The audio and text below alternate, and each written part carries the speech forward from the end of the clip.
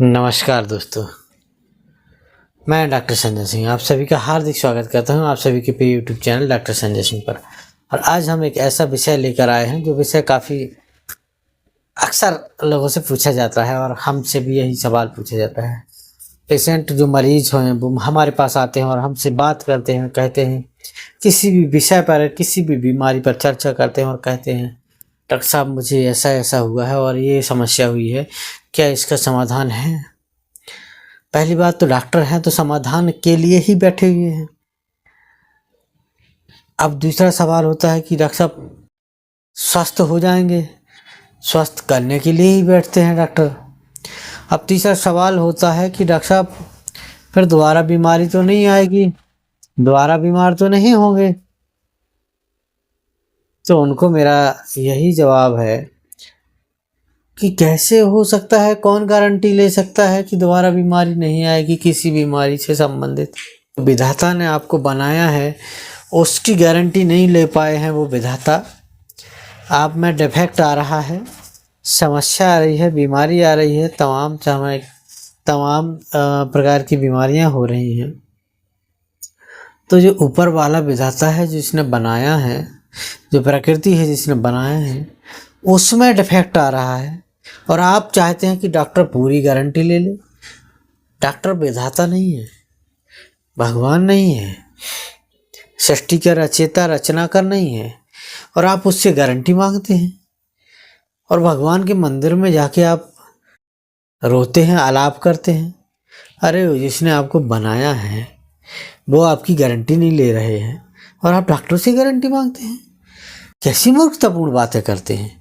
या तो आप मूर्खतापूर्ण बातें करते हैं, या तो आप पागल सिद्ध होते हैं, या आप यही टाइम पास करते हैं, या जीवन को टाइम पास समझ रखा है आपने।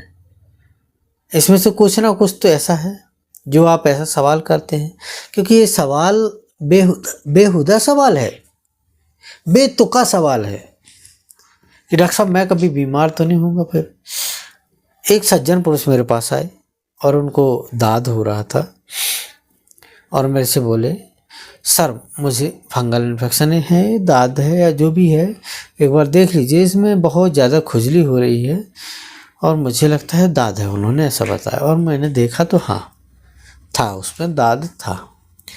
अब वो बोले सर क्या मैं दोबारा आपका ट्रीटमेंट जो है ले लेता हूँ, फिर मुझे दोबारा कभी दाद नहीं होगा, स्किन डिसीज नहीं होगी? तब मैंने कहा महोदय जी, स्किन डिसीज आपके शरीर की समस्या है और इलाज हमारा काम है, इलाज हम अभी का देंगे। आप सोच रहे हैं कि हमने नदी बना ली है, चारों तरफ से पानी को रोक दिया है, कट्टे बोरियां रख के, सीमेंट रख के, दीवार खड़ी करके, और आप ऐसा चाह रहे हैं कि ये कभी पुल टूटेगा नहीं। तो महोदय जी जब तक आप इसकी सुरक्षा व्यवस्था करते रहेंगे दीवार की, तो ये दीवार स्ट्रांग रहेगी, मजबूत रहेगी, लेकिन जिस दिन ये कमज़ोर पड़ेगी उस दिन ये सारा पानी बह जाएगा और आपका पुल का बांध ये टूट जाएगा। ठीक वैसे यहाँ पे है कि महोदय जी जैसे ही आप शरीर पर ध्यान नहीं देंगे तो बीमारियाँ आएंगी और वापस से आएंगी। कोई भी बीमारी हो, आना स्वाभाविक है। इसलिए विशेष रूप से ध्यान दें, इस तरह के बेहुदा बेतुके सवाल ना करें। ये बेतुके सवाल किसी भी डॉक्टर के लिए परेशानी खड़े करते हैं और उनके अंदर गुस्सा लाता है और ये गुस्सा आप दिलाते हैं इस तरह की सवाल करके। इसलिए मेरा अनुरोध है कि इस तरह की सवाल ना करें। हाँ, बीमारियों का 90% इलाज है, हर बीमारी का इलाज है, लेकिन कुछ लाइलाज बीमारियां हैं जिनका इलाज नहीं है, उनका इलाज तलाशने का प्रयास चल रहा है। मेडिकल साइंस आज भी प्रयास में रत है। हर पैथी की अपनी लिमिटेशंस होती हैं। ऐसा नहीं है कि आप साल इंसान को अमर कर सकें। आप 100 साल के व्यक्ति को लेके आए, बोले साहब ये ठीक हो जाएंगे क्या? उनके सेल्स ख़त्म होने पे आ रहे हैं, डिस्ट्रॉय हो रहे हैं। आप बोल रहे हैं ये ठीक हो जाएंगे और अब फिर दोबारा बीमार ना होंगे? कैसे हो सकता है? उनकी सेल्स की क्षमता ही ख़त्म हो रही है, वो तो उनकी आयु सीमा ही पूरी हो रही है। एक्सपायरी डेट जिस तरह हर चीज़ में आती है वैसे इंसान की भी है, इसलिए ध्यान दें, इस तरह के बेहुदा बेतुके सवाल ना करें।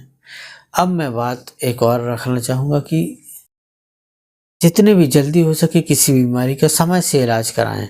यदि आप समय से इलाज कराते हैं तो आपको आराम होते हैं जल्दी होगा, आराम जल्दी होगा तो आप स्वस्थ होंगे और बीमारी बढ़ेगी नहीं। यदि बीमारी को आप लंबे समय तक बना के रखते हैं तो टीबी कैंसर होने की संभावनाएं होती हैं, उसमें बदल जाती हैं बीमारियां और वो गंभीर बीमारियों का रूप ले लेती हैं जो लाइलाज बीमारियां हैं और मल्टी ऑर्गन में चली जाती हैं। इसलिए जितनी जल्दी हो सके बीमारियों का बेहतर इलाज करवाएं। थैंक यू, शुक्रिया। जय हिंद, जय भारत।